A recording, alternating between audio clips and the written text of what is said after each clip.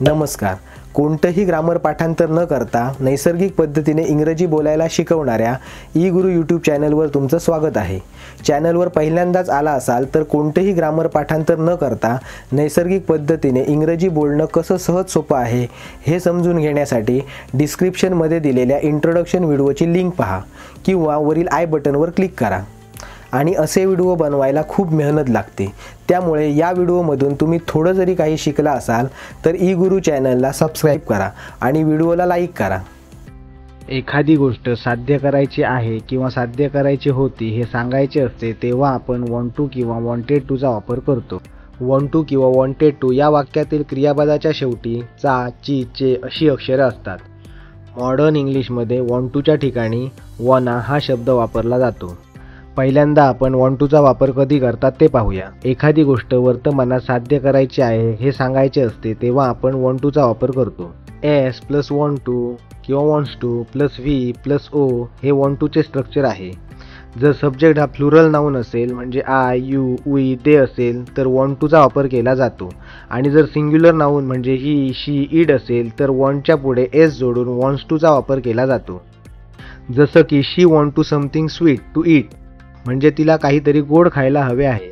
तर निगेटिव्ह सेंटेन्ससाठी S plus do किंवा does plus not want to plus verb plus object हे want टूचे स्ट्रक्चर आहे. जसं की I do not want to sleep a little more म्हणजे मला अजून थोडेही झोपायचे नाही. येथे डू किंवा डस कधी वापरायचे यासाठी टू बी फॉर्म या विषयावरचा डिटेलमध्ये व्हिडिओ तुम्ही पाहिला नसेल तर वरील आय बटनवर क्लिक करा किंवा खालील डिस्क्रिप्शनमध्ये दिलेली लिंक चेक करा. आता आपण वॉन्टेड टू कधी वापरतात ते पाहूया. एखादी गोष्ट भूतकाळात करायची होती हे सांगायचे असते तेव्हा आपण वॉन्टेड टूचा वापर करतो. S plus wanted to plus verb plus object हे वॉन्टेड टूचे स्ट्रक्चर आहे. जसं की I wanted to surprise you म्हणजे मला तुम्हाला आश्चर्यचकित करायचे होते.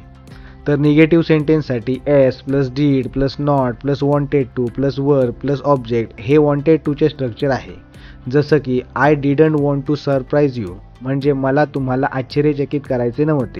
या व्हिडिओमध्ये तुम्हाला मी वॉन्ट टू याविषयी जी कन्सेप्ट शिकवली आहे ती कॉमन आणि नॉर्मल आहे. वॉन्ट टू याविषयी प्रॅक्टिस टेस्ट आणि ॲनिमेशन सहित इन डिटेलमध्ये कन्सेप्ट शिकण्यासाठी डिस्क्रिप्शनमध्ये दिलेले ई गुरु ॲप डाउनलोड करा. तसेच तुम्हाला इंग्रजीच्या कोणत्याही इतर विषयांवर व्हिडिओ हवा असल्यास कमेंट बॉक्समध्ये कमेंट करा. आता तुमच्यासाठी एक प्रश्न आहे की I want to sleep a little more या वाक्याचं मराठी भाषांतर कमेंट बॉक्समध्ये लिहा. त्यामुळे तुम्हाला येणारे उत्तर हे बरोबर आहे की नाही हे समजेल.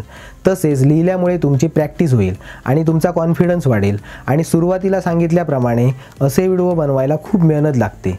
त्यामुळे या व्हिडिओमधून तुम्ही थोडं जरी काही शिकला असाल तर ई गुरु चॅनलला सबस्क्राईब करा आणि व्हिडिओला लाईक करा.